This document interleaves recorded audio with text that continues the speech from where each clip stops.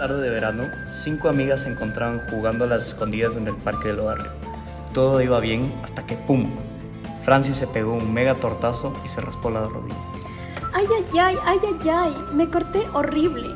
Me voy a morir, me voy a morir. Díganle a mi familia que la amo. Ay, por Dios, no seas tan llorona. Ponte babita y ya. Sana, sana, culito de rana. Así me sabe decir mi mamá. Mira, ya hasta te paró de sangrar. ¡Wow! Tienes razón. ¿Nunca se han preguntado cómo hace nuestro cuerpo para que pare de salir sangre luego de que nos lastimamos? Nah, esas son cosas muy filosóficas para mí. Ay, qué aburrida, Pau. Yo sí me he puesto a pensar en eso, verás. Debe ser como magia.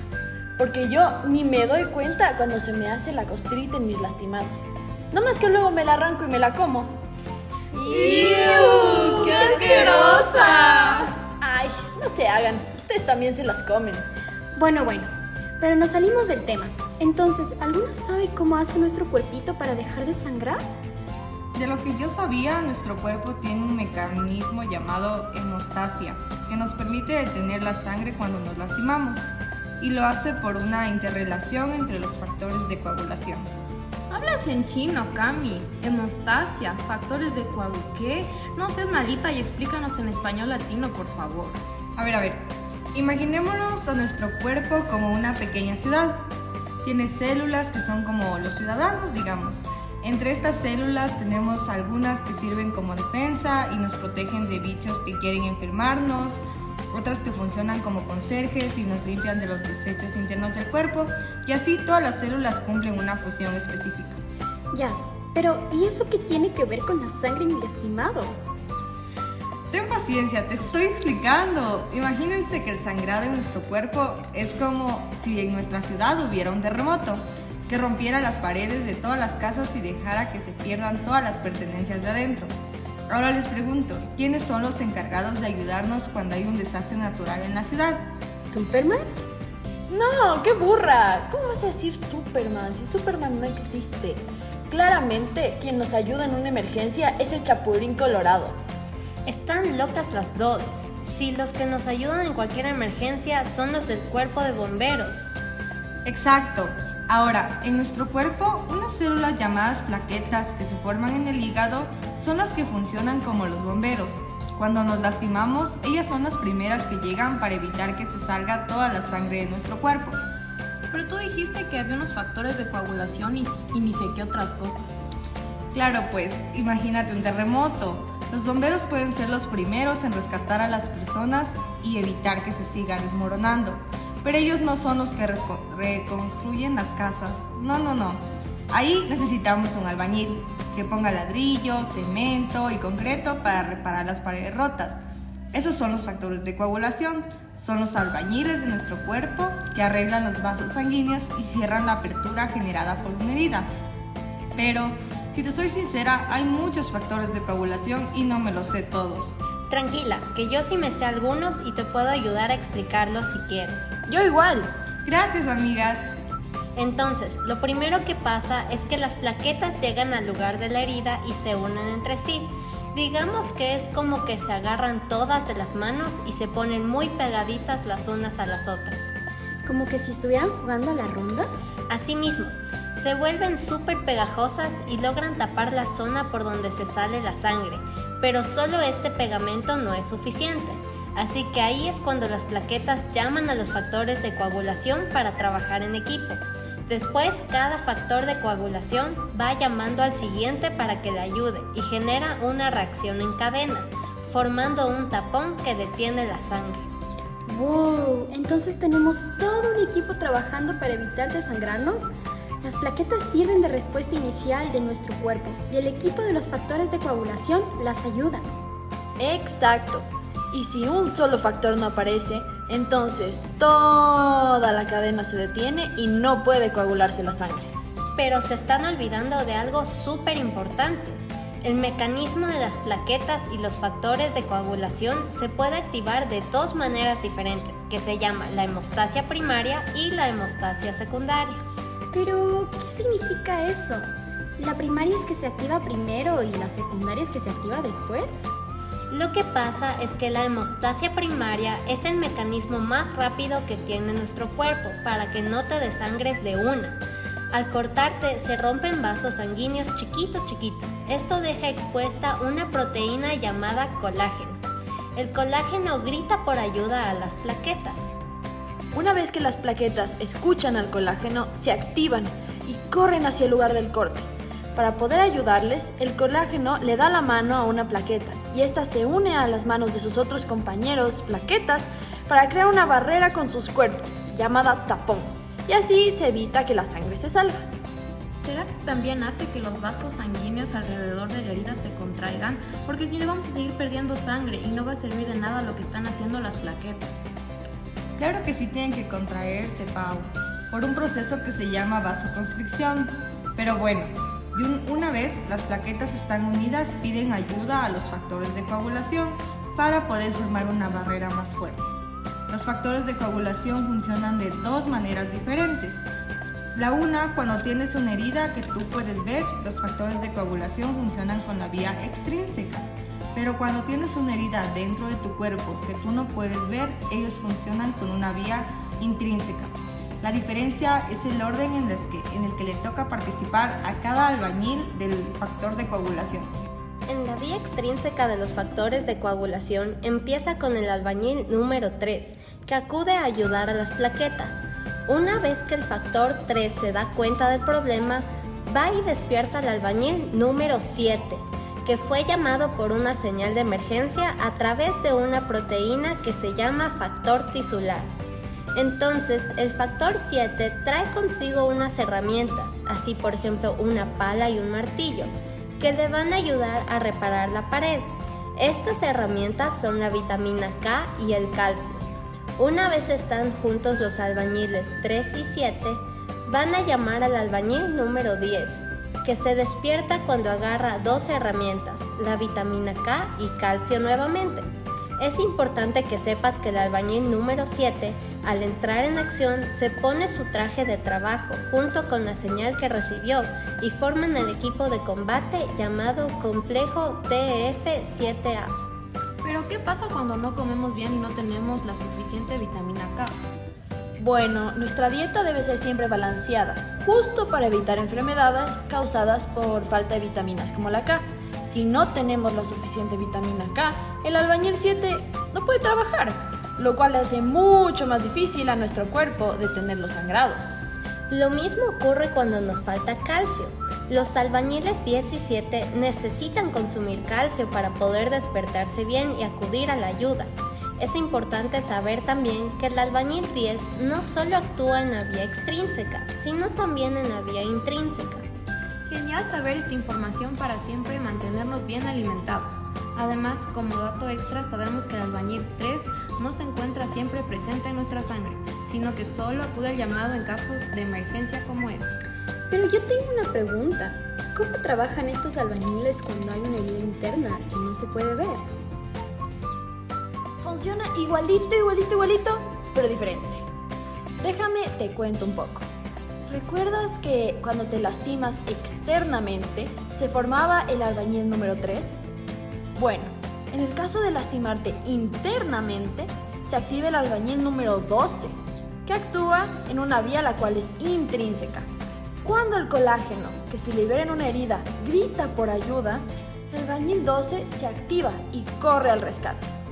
Se activa ya que el albañil 12 no responde al factor tisular que te conté, sino que se activa cuando entra en contacto con el colágeno, algo especial en tu cuerpo.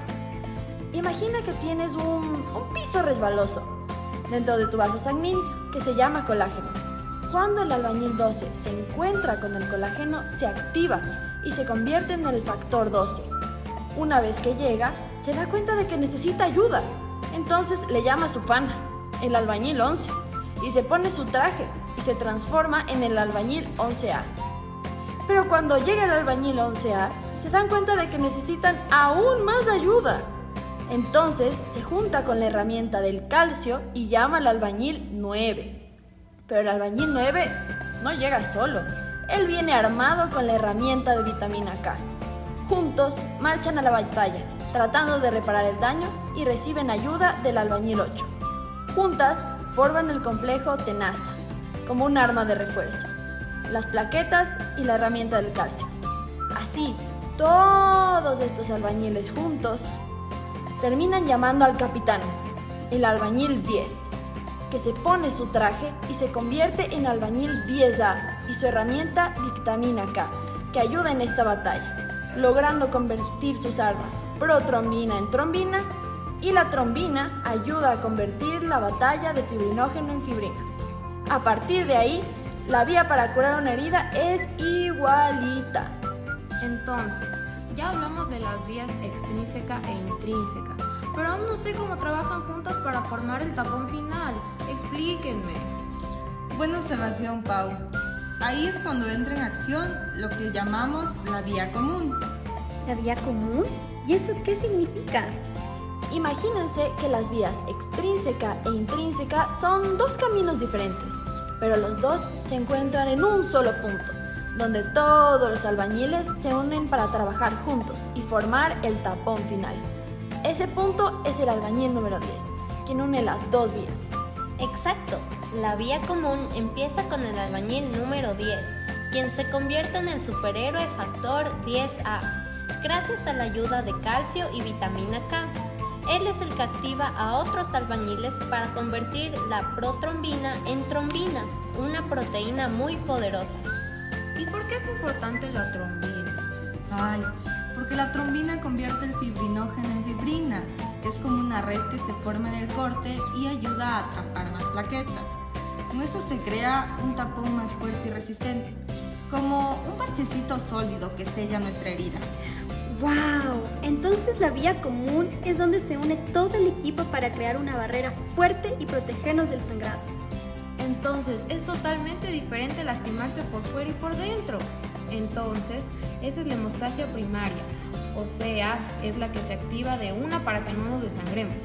Entonces, ¿cuál es la secundaria? Verás, entonces ya tenemos el taponcito inicial que el cuerpo coloca para frenar el sangrado, ¿verdad? Pero digamos que es bien delicado y sirve solo por un ratito, por lo que tenemos que reforzar ese tapón que solo tiene plaquetas. Entonces es ahí cuando podemos hablar de una vía intrínseca o extrínseca, cuando se activan los albañiles, de los que ya te hablamos, hasta formar la fibrina. Esta fibrina es full fuerte y se va a hacer que las plaquetas se enreden ahí mismo, hasta que se solidifica y forma como un parche resistente. Yo sí estaba bien cuando les dije que la primaria era primero y la secundaria después. Para mí eso suena full lógico. Pero espérense, para ver si entendí bien. La hemostasia primaria no tiene factores de coagulación y la hemostasia secundaria sí tiene los factores. Entonces, la hemostasia secundaria es como un refuerzo a la hemostasia primaria, ¿verdad? Sí, justo así. Oye, pero yo tengo otra duda. ¿Qué pasa si los albañiles no funcionan? ¿Qué pasaría si son muy vagos para trabajar? ¿O si no tienen las herramientas necesarias? ¿O simplemente si no existen? Entonces nos moriríamos con cualquier herida. ¿Y ahora qué hacemos? ¿Y si Francis no tiene esas cosas? ¿Le llevamos al hospital? ¿Le van a quitar la pierna? Buena pregunta. Eso no lo sé, la verdad. Pero creo que lo mejor es limpiarte la herida porque se te puede infectar o te puede caer alguna cosa fea ahí. Yo tengo una idea. Mi profe es súper pilas y conoce un montón sobre el cuerpo humano. ¿Y si le preguntamos a él? ¡Qué buena idea! Vayamos a buscarle para que nos explique esto tan complejo.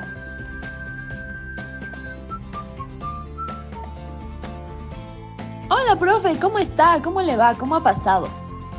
Súper bien. ¿Cómo estás tú?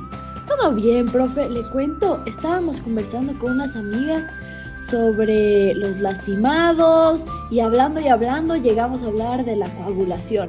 Pero no nos quedaron claras algunas cosas y queríamos saber si nos puede ayudar respondiendo unas preguntitas.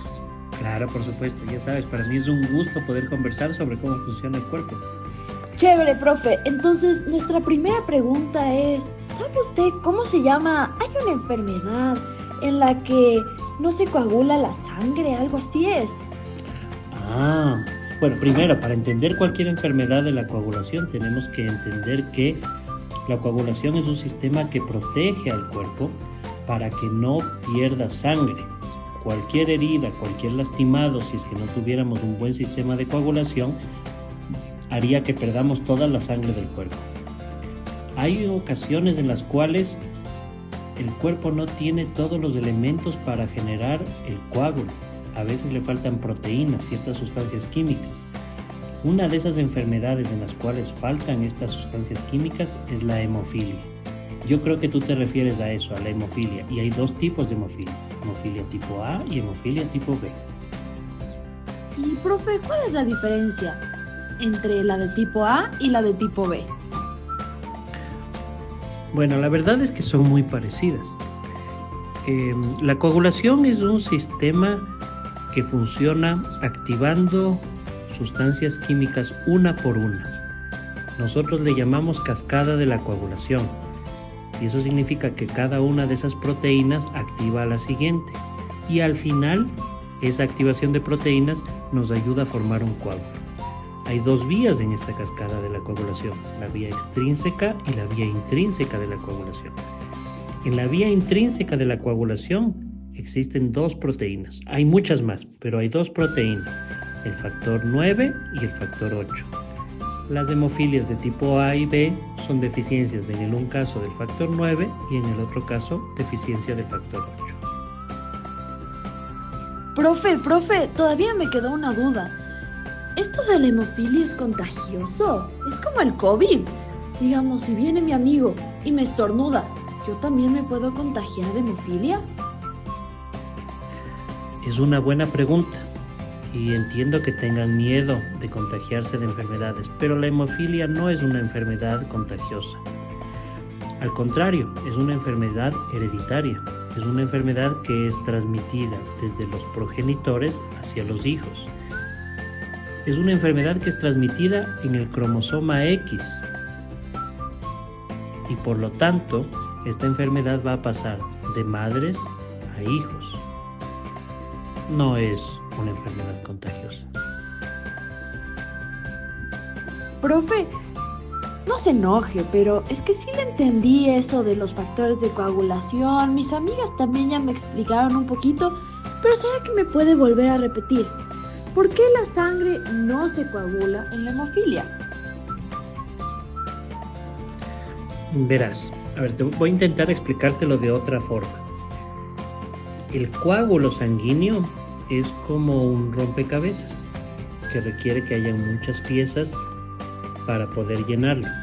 Si las piezas no están todas, están incompletas o no se ponen en el orden que debe ser, no vas a poder armar el rompecabezas. El sistema de coagulación, como te dije hace un momento, tiene dos vías de activación, una vía intrínseca y una vía extrínseca, y una vía común. Las vías intrínseca y extrínseca se unen, forman la vía común y finalmente la activación de las proteínas en esta vía va a formar un coágulo. En la hemofilia faltan piezas del rompecabezas. No hay el factor 8 o no hay el factor 9 y por lo tanto no se puede llenar todas las estructuras que ayudan a formar el coágulo. Muchas gracias, profe, ya le caché ahora sí. Pero tengo otra pregunta. El otro día me caí, estaba jugando fútbol y me raspé el codo y no me dejó de sangrar. ¿Cómo puedo saber si yo tengo hemofilia o si alguien más tiene hemofilia? Entiendo tu preocupación nuevamente. Lo normal es que cuando uno se golpea, cuando uno tiene una herida, cuando uno se saca una costra o se aplasta una espinilla y sale sangre, tu organismo genere un coágulo. Lo usual es que ese coágulo detenga el sangrado en estas lesiones pequeñas en un periodo que no sea mayor a 3 minutos. Es lo que se llama tiempo de sangría. Cuando tú tienes hemofilia, tú te puedes lastimar un poquito y la sangre demora en coagular o no coagula. Por eso hay 3 escalas o 3 grados de severidad de la enfermedad. Hay una hemofilia leve en la cual casi no tienes síntomas. Alguna vez te cortaste y demora un poquito en coagular la sangre.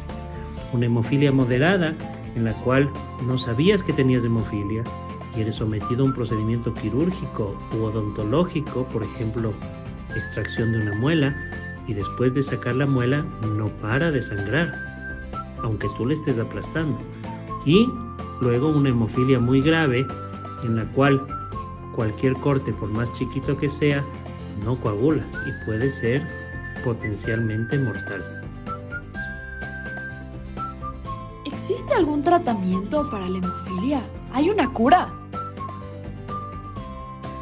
La verdad, cura no hay. Los pacientes que nacen con hemofilia tendrán hemofilia toda su vida. Lo importante es que, si tú ya sabes que tienes hemofilia, hagas prevención de eventos de sangrado. Los pacientes con hemofilia no deberían consumir ningún medicamento que altere la coagulación. Por ejemplo, la aspirina, que altera las plaquetas, o anticoagulantes, o antiinflamatorios no esteroidales que pueden alterar las vías de coagulación. Ahora, una vez que ya ha habido sangrado, lo importante es hacer compresión local, medidas físicas para intentar detenerlo, pero si eso no es suficiente, a veces se requiere realizar una transfusión sanguínea para administrar el factor de coagulación que está ausente en la sangre del enfermo. Y en ocasiones puede administrarse el mismo factor de coagulación purificado o algunos medicamentos particulares como el emicizumab, que es un fármaco que une los factores 9 y 10 de tal manera que permite que la sangre se coagule adecuadamente. Profe, ¿y cómo es la vida de las personas que tienen hemofilia? ¿Pueden saltar, jugar, trabajar, bailar? ¿Qué actividades pueden hacer y cuáles no pueden hacer? La verdad es que el tipo de vida de los pacientes depende mucho de la severidad de la enfermedad. Te conté que existen 3 grados de severidad: leve, moderada y severa. Los pacientes con enfermedad leve probablemente puedan tener un estilo de vida casi normal.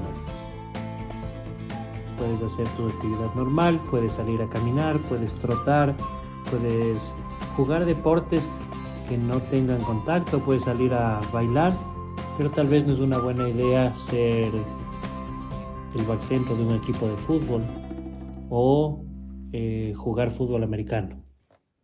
En las personas que tienen una hemofilia moderada, tal vez haya que tener un poco más de cuidado. No quieres exponerte a situaciones que te hagan que te golpees y que puedas sangrar. Por ejemplo, montar bicicleta y hacer enduro. Muy mala idea. Y los pacientes que tienen hemofilia grave, probablemente ellos sí tienen que estar muy condicionados a su estilo de vida. Tienen que estar muy conscientes de que cualquier situación puede generar un sangrado que ponga en riesgo su vida. Ellos deberán tener un estilo de vida más tranquilo, más pausado, muy conscientes de la severidad de su enfermedad. Y deben estar, por lo tanto, al tanto de que no deben consumir medicamentos sin prescripción médica que podrían alterar su sistema de coagulación un poco más, y que siempre tienen que avisar a su médico de que poseen la enfermedad para que éste tome las precauciones necesarias antes de cualquier procedimiento, aunque sea un procedimiento muy pequeño. ¡Wow, profe! Usted sí que le sabe este tema. De verdad le agradezco por haberme explicado. Ya voy a ir a contarle a mis amigas todo lo que me explicó. Ya sabes que para mí siempre es un gusto conversar contigo, porque sé que estudias, pero si no estudiaras... ¡Wow! Entonces ya sabemos que cuando tu sangre no se coagula se conoce como hemofilia. Y también sabemos por qué ocurre, cómo es su tratamiento y cómo es la vida de las personas que tienen esta enfermedad.